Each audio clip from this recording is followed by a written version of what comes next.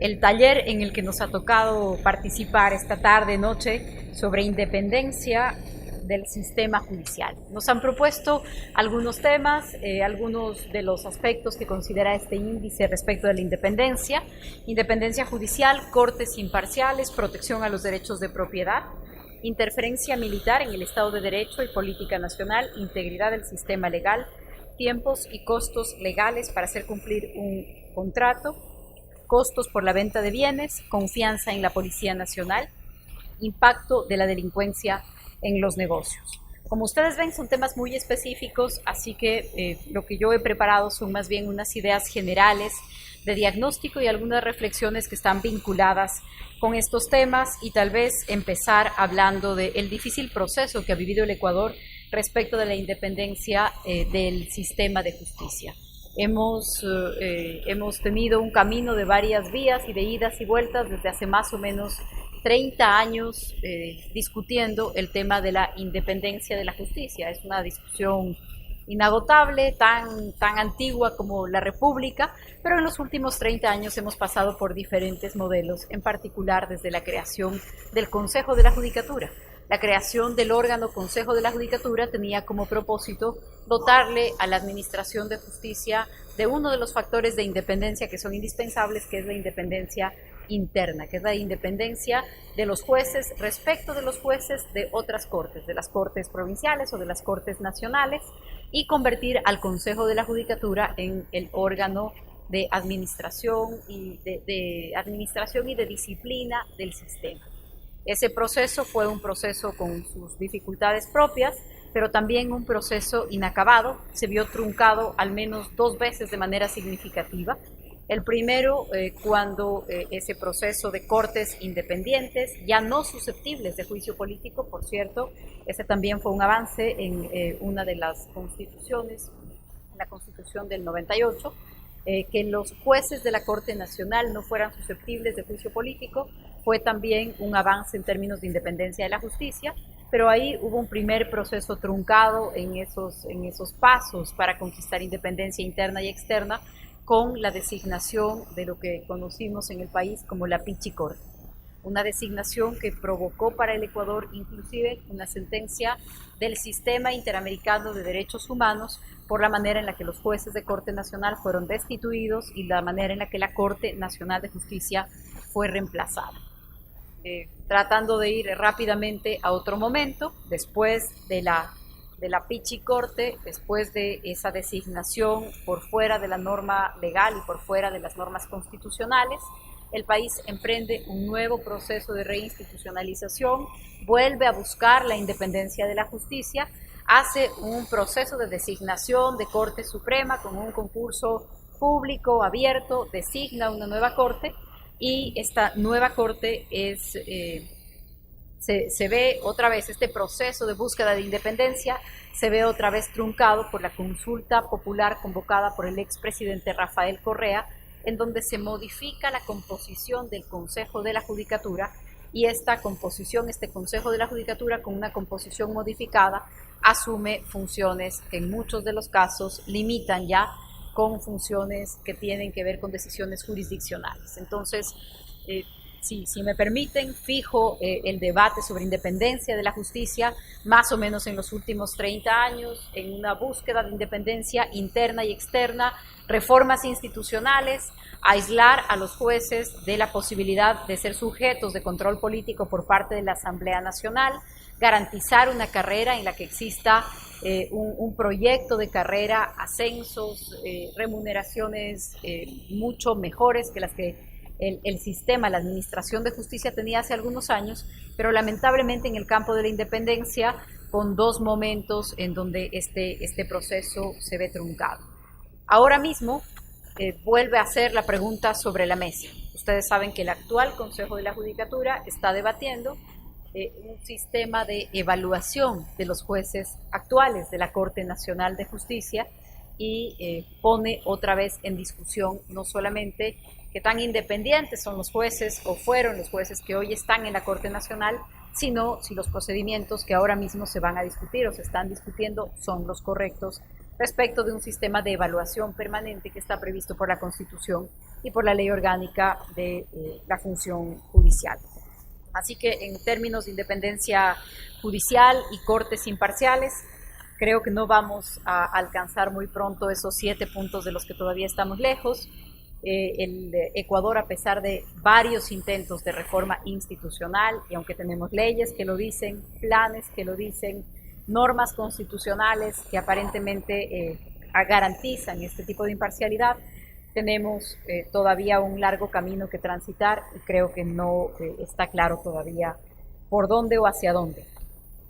Luego quisiera aprovechar un tema planteado en general para referirme a algunos de los otros aspectos que averigua este índice. La administración de justicia es, en general, uno de los poderes más opacos y con menos control en las democracias. Y esa es una larga discusión teórica, ¿no es cierto? Los jueces son los poderes que no están electos por votación popular, los poderes que no están sujetos al control popular y muchas veces los poderes que tienen menos accountability, los que rinden menos cuentas sobre sus decisiones. Esa es una realidad. La naturaleza del poder judicial es ser en el Estado de Derecho, uno de los poderes menos expuestos al escrutinio y al control popular. Esta es una característica de la función judicial. En el continente hay algunos intentos de convertirle al Poder Judicial en un poder más vinculado a la decisión popular o en un poder con mayores posibilidades de rendición de cuentas. Por cierto, creo que esos intentos han sido remedios más graves que la enfermedad. Un ejemplo claro es la reforma constitucional boliviana, en la que se procuró que la elección de jueces sea una elección por votación popular. Creo que el experimento de convertir a la justicia en un poder más vinculado al control democrático popular a través del sufragio es un intento en donde la cura resultó peor que la enfermedad. Pero creo que uno de los grandes debates pendientes es que ese no es el único mecanismo posible para que el Poder Judicial sea un poder que tenga niveles de control democrático. Me quiero referir a eso y ofrecerles algunos ejemplos. Tenemos, y sin duda, el último periodo del Consejo de la Judicatura, sobre todo el periodo luego de la consulta popular del expresidente Correa, declaratoria de emergencia y una inversión sin precedentes en modernizar la justicia. ¿Qué se modernizó en la justicia ecuatoriana? Los edificios, las computadoras, los sistemas informáticos, los mecanismos para la citación, algunos de los pagos. Eso se modernizó en la justicia ecuatoriana. Se modernizó en la justicia ecuatoriana, por ejemplo, la transparencia para acceder a la información sobre la administración de justicia, no, de ninguna manera. Tenemos un sistema en donde todos los jueces de todas las instancias están obligados a hacer un reporte periódico y sistemático de sus decisiones, pero no tenemos ninguna manera, por ejemplo, de saber cuánto se tarda en promedio un juicio ejecutivo en el Ecuador. ¿Cuánto se tarda en promedio un juicio penal en el Ecuador? No tenemos ningún mecanismo, a pesar de que la Administración de Justicia y el Consejo de la Judicatura cuenta con información suficiente para darnos resultados sobre ese tipo de información. Esa información no existe. Sí tenemos información que nos diga la cantidad de causas que han ingresado al sistema, la cantidad de sentencias que se han dictado. Los jueces de todas las instancias son evaluados con esos parámetros. Una evaluación discutible, por cierto, porque es una evaluación que se concentra más en la cantidad que en la calidad, pero tenemos información que nos permitiría descubrir cuánto tarda en promedio un juicio civil en el Ecuador, cuánto tarda en promedio un juicio penal en el Ecuador, cuánto tarda en promedio un juicio ejecutivo en el Ecuador, cuánto tarda un juicio contencioso administrativo en el Ecuador. Y ninguno de nosotros tiene esa información. Y esta información virtualmente no existe. Este sería un mecanismo para que la administración de justicia sea susceptible de control. ¿Por qué? Porque si tenemos una idea de los tiempos que tarda un juicio según su naturaleza, según la especialidad, eso nos permitiría, por ejemplo, discutir si es que hay interferencia en determinados procesos. ¿Cómo si no se explicaría que hay procesos penales que duran 8 años y hay unos que duran 2 meses? Eso nos daría una buena medida respecto de independencia y respecto de predictibilidad de la administración de justicia. No la tenemos. Ahí podríamos descubrir un buen mecanismo para averiguar algo más sobre nuestra administración de justicia, pero esa es información que, a pesar de estar disponible, no está procesada de tal manera que nos permita valorar cómo funciona la administración de justicia y cuánto tiempo se tardaría un ciudadano o una empresa en reclamar un determinado derecho. Y creo que estas son características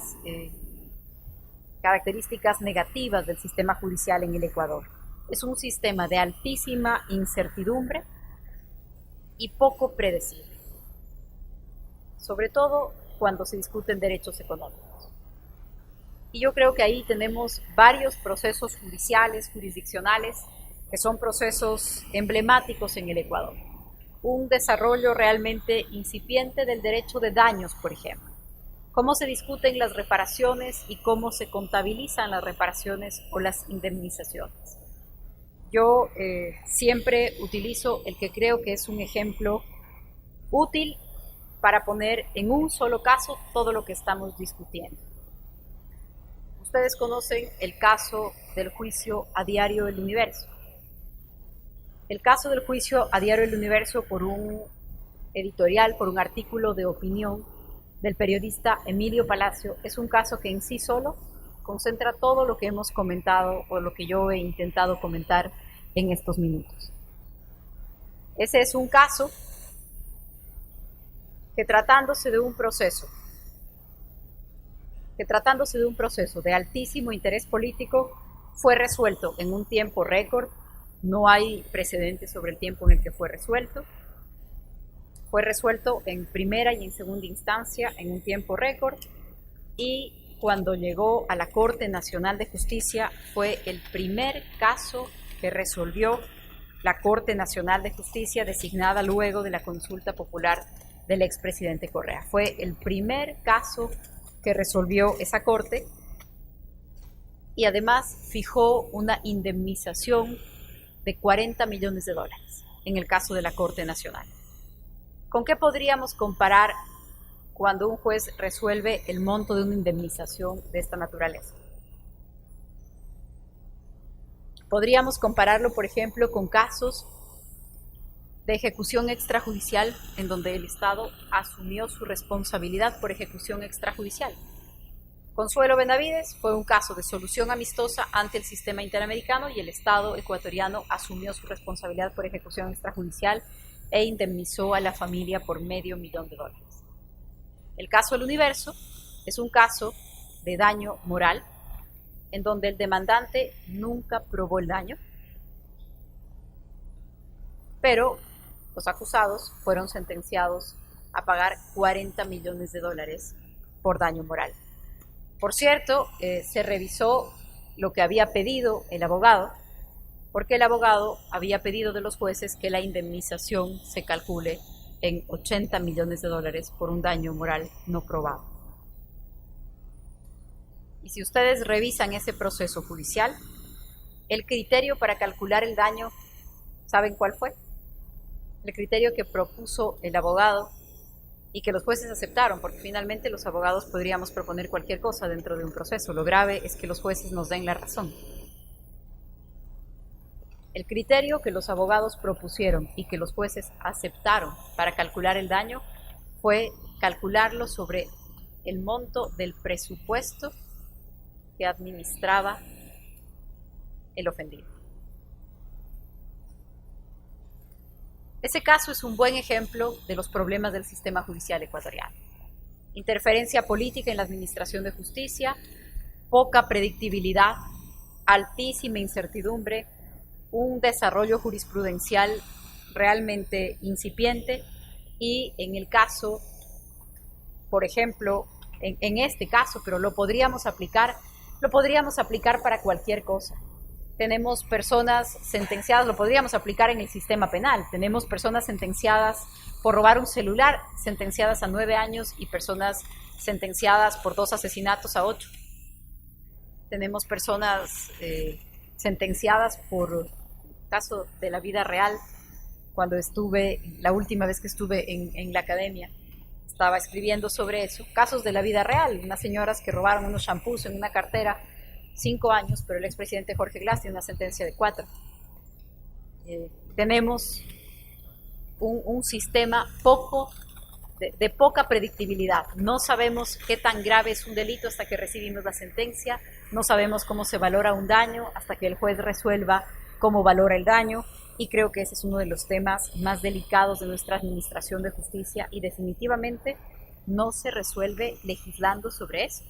Tiene que ver con la calidad de los jueces y tiene que ver también con el papel regulador, con el papel, sí, no sé si decirle regulador exactamente, pero con el papel que puede jugar la Corte Nacional de Justicia al fijar parámetros que, convirtiéndose en sentencias de triple reiteración, resultan obligatorios para el resto de jueces, o la propia Corte Constitucional, que tiene una facultad de interpretación que permite también darnos un marco jurídico sobre el cual actuar. La Corte Constitucional colombiana, después de la Constitución del 91, en su primer año de existencia expedió 500 sentencias interpretativas.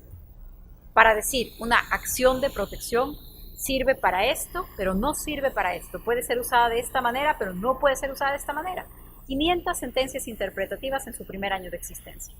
Nuestra Corte Constitucional, después de la Constitución del 2008, en sus primeros 5 años de existencia, dictó 5 sentencias interpretativas, si no me equivoco. Entonces, hay cosas sobre las que además no se puede legislar, sino que necesitamos que los jueces de las diferentes instancias hagan su trabajo, que lo hagan bien, y empecé hablando de que el Poder Judicial era el que tenía menos accountability y la dificultad de hacerlo. En ese sentido, yo confío en que la academia tiene un papel muy importante que jugar, porque juzgar el trabajo de la administración de justicia es en sí mismo un trabajo especializado, es un trabajo para especialistas. Entonces, universidades, colegios profesionales, centros de estudios que sean capaces de analizar el comportamiento de los jueces, sus fallos, la independencia comprobada con sus fallos. Hay criterios interesantísimos desarrollados en el Ecuador y en América Latina para medir independencia de la administración de justicia. Creo que ese es un trabajo especializado que no tiene que ver con ir a votar, ir a las urnas para votar por los jueces, pero tiene que ver con pedirle cuentas y evaluar lo que hace la administración de justicia de manera especializada, y ahí la academia juega un papel importantísimo.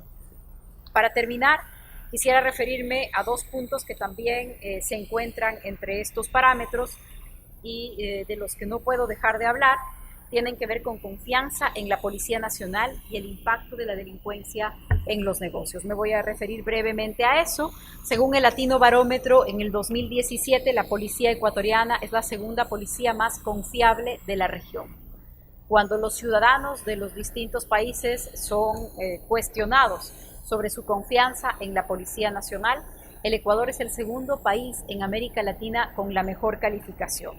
En el 2018, la confianza en la Policía Nacional en América Latina era en promedio el 35%, es decir, el 35% de los latinoamericanos confiamos en nuestras policías. En el Ecuador, en ese mismo año, el 46% de los ecuatorianos confían en su policía. Es la segunda policía mejor puntuada de la región. Sobre otra pregunta que también tiene que ver con materia de seguridad, en los parámetros de este índice tiene que ver con el impacto de la delincuencia en los negocios. Este es uno de los datos específicos del cuadro de mando integral con el que la policía evalúa su trabajo, y son delitos contra la propiedad en unidades económicas. Se diferencia de delitos contra la propiedad que se cometen contra personas o delitos contra la propiedad que tienen que ver con robo de casas. Entonces, este es un parámetro, es uno de los parámetros que evalúa la Policía Nacional. En todos los casos tenemos un descenso sistemático, pero suele ser también un tipo de delito que puede presentar subregistro. Porque los registros con los que contamos no son los registros de la cantidad de asaltos o la cantidad de robos, son los registros de la cantidad de denuncias. Entonces, una caída sistemática de los delitos puede significar que se cometen menos delitos, pero también puede significar que se confía menos en la administración de justicia y que los delitos dejan de denunciarse y que hay poca efectividad al denunciar delitos que están vinculados con los temas de propiedad.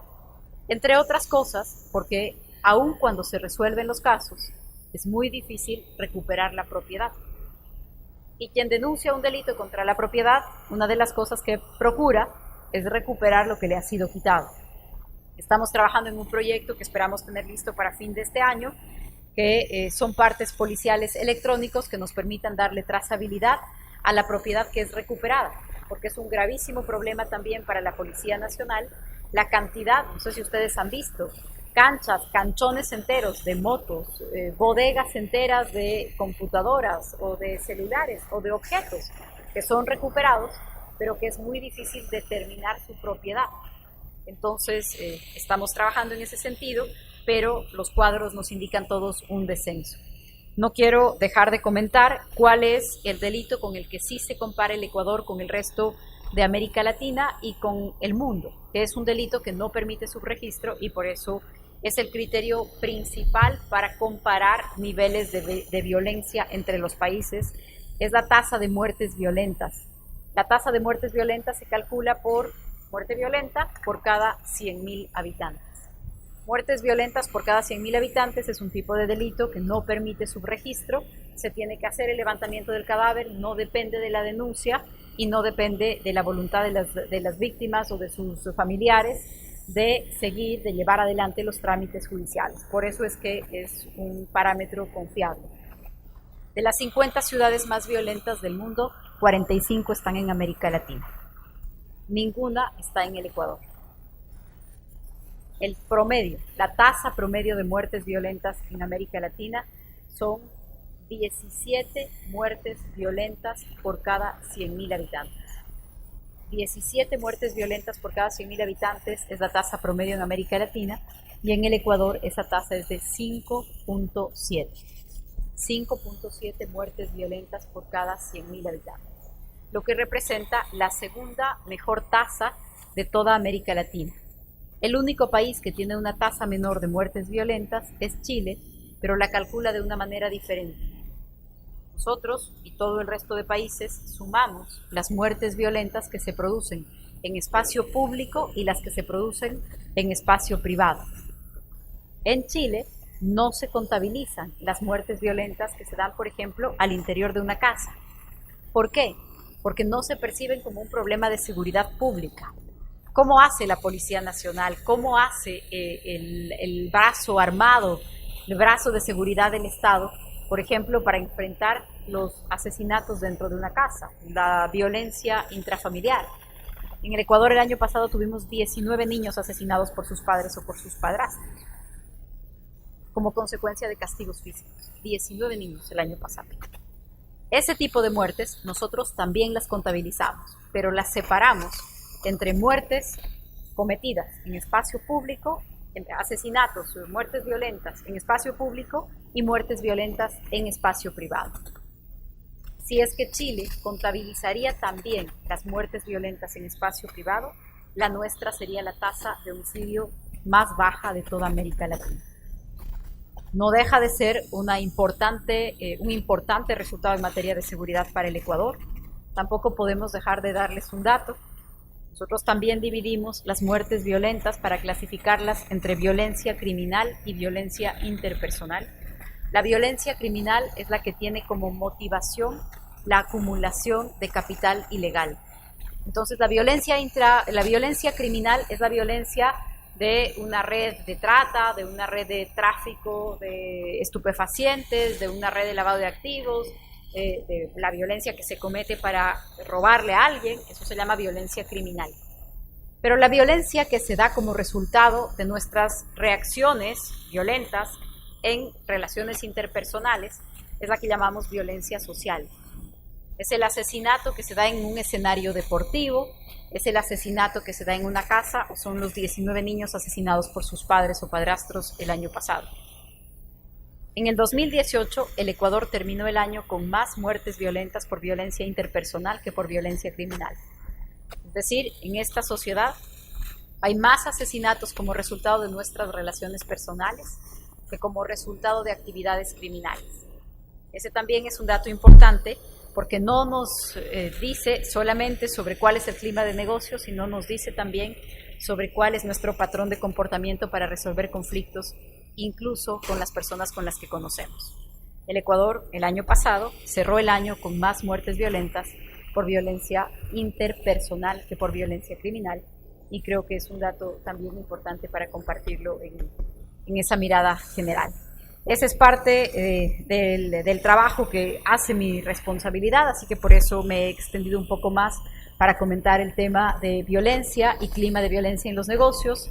A pesar de todas las preocupaciones evidentes que tenemos por los temas de seguridad, en comparación con nuestra región, que es una región particularmente violenta, los datos en el Ecuador no son los datos más graves del continente en esta materia.